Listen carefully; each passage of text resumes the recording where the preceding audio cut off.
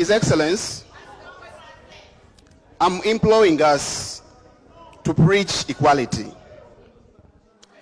The anti-homosexuality law in Uganda, because I'm seeing MPs here. I see, yes.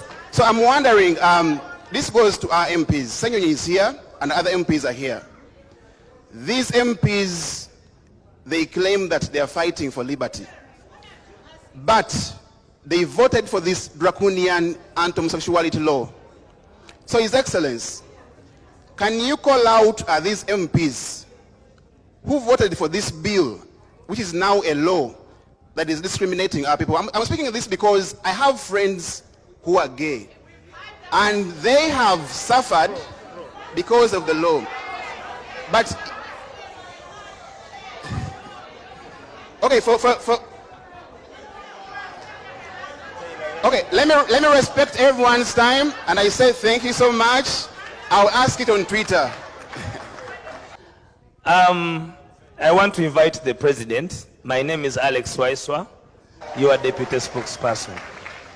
Thank you. Thank you very much. Now, I thought you guys are my friends. Why do you ask me hard questions now? Thank you. I like it when you ask the hard questions. That's what leaders are for. And, you know, maybe the Honorable Senyonyi was trying to say, and I agree with him, that somebody said that I disagree with what you're saying, but I will defend with my life your right to say it. The World Bank suspended loans to Uganda. When they passed the anti-gay law in Uganda, boom, sanctions. It made me question, while we are happy that sanctions are being slapped on General Museveni, but we still ask, we still question the selective observation of human rights in Africa. And why am I saying this? In 2009, Museveni massacred people on the Kayunga protest when he blocked Kabaka from accessing his territory in Kayunga. Museveni massacred people. We didn't see one sanction. In 2014, Museveni passed the anti-gay bill, part 1.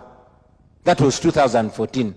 And then sanctions were slapped to Uganda, to the extent that Museveni, using his boys, Fox Odoi and Andrew Mwenda, repealed that law through court.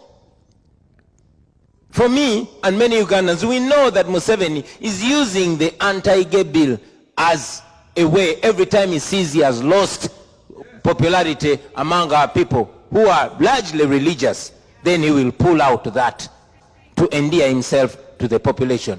But not in good faith. He doesn't bring that in good faith, because if he was bringing it in good faith, I mean, we have so many problems that need to be legislated on in Uganda, and he ignores them.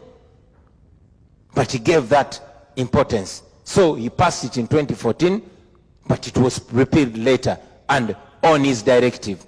In 2016, 2 years later, Museveni, using Ereru, massacred hundreds of people in Kasese. Women stripped naked, tied with hands. Children stripped naked, tied with hands, and men shot them point blank in their hundreds on the head.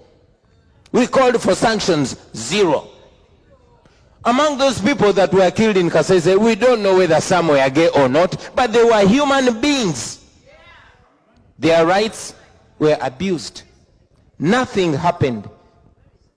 In 2020, in 2 days, November 19th and November 18th, more than 150 people were killed on camera. It was shown on BBC, on CNN. Many media houses reported on it.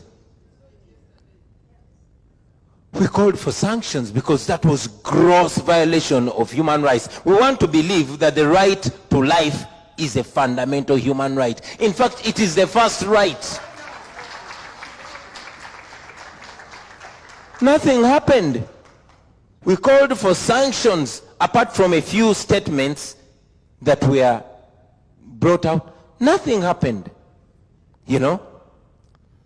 In 2021, January 14th, Museveni blatantly rigged the election. He blocked United States election observers. He blocked European election observers. He rigged the election. Even the United States Foreign Department issued a statement dismissing those elections, that they were not free and fair. The EU did the same. Guess what? Those were only statements, but only a few months later, billions were pouring in to help Museveni continue doing the same. We said, what values bring us together with the international community? Now in 2023, Museveni brought the anti-gay bill, part 2. And like I said, he uses it for politics. He uses it when he has nothing anymore to say. Because he has nothing to discredit me, he will either say I am a tribalist because he thinks it's a curse to be a Muganda. I don't agree. You know? If he does not use tribalism, he's going to say we are agents of the whites, of colonialists. If he does not say that, he's going to say we are agents of homosexuals, etc., etc. So he brought that bill, targeting, among others, the opposition. Because it's one of the things he wants to use. I mean, when you come to America, it's very easy to say, oh, you're from America, where there are homosexuals. Now you have been dealing with them. And in that law, you can be imprisoned. And you can be imprisoned, and he will stop you from challenging him. So he brought it. And then, boom, the world explodes. Boom, they get serious. I said it one time, Taylor, don't stop filming. Continue filming me, because I want the world to hear my words. So, I wondered, I said, wait a minute. Does the international community mean that in Africa only gay rights are human rights? You know, as a matter of fact, if there's selective observation of human rights, the African people will even start to question. They say, what are you pushing?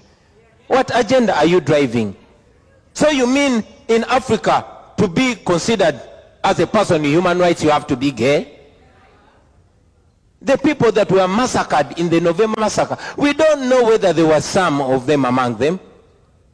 So we believe that all human rights are human rights, and all humans should be respected.